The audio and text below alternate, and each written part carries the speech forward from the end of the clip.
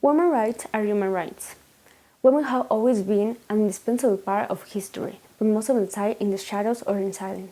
However, through history, women have had great moments of empowerment and flourishment, fighting against the gender gap that has been growing since ancient times.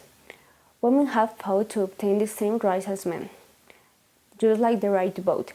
In 1893, New Zealand was the first country to make that control, and winning a battle like this, it has given women the strength to keep fighting. But it hasn't been easy.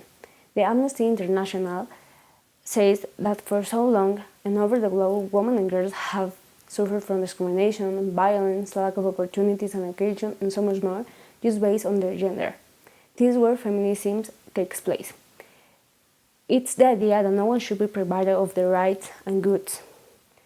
And it's the movement that seeks to break with the inequality and wants to ensure that we all enjoy the same rights, freedom, and decision making. To have some context about how the world sees feminism, Euroside made a survey in the UK with 1,000 people between 16 and 20 years old.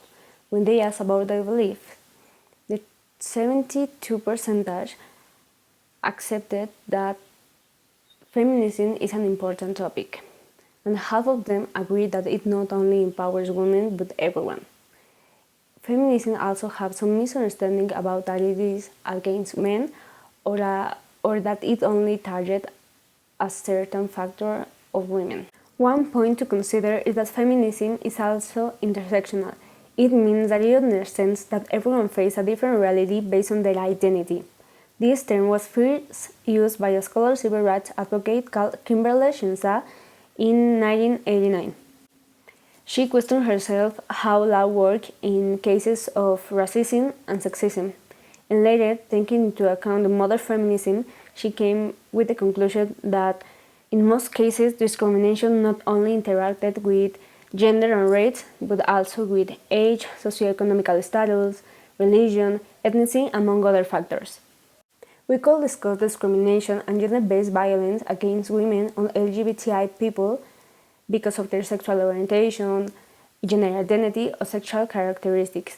There's a case of Luna, a Dominican trans woman activist who experimented social exclusion, discrimination, and violence just by being who she wanted to be.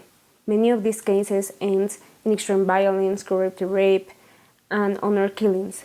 People think that women have to be certain ways just based on their belief, religion, culture, among other factors. Unfortunately, the United Nations works on the Convention of Elimination of All Forms of Discrimination since 1979. It deals with gender-based discrimination and is responsible for the protection of the women's rights. Nevertheless, justice should not only be made by great organs, but by us. As I mentioned in the beginning, women have achieved great things on their own and have fought to be seen as the people they are and not just as a gender. Little by little, with the support of those who are joining in the movement and raising awareness about the macho, sexist attitudes of men or anyone else towards women, and make them reflect that women are not the weaker sex, but we have only been allowed to think that way.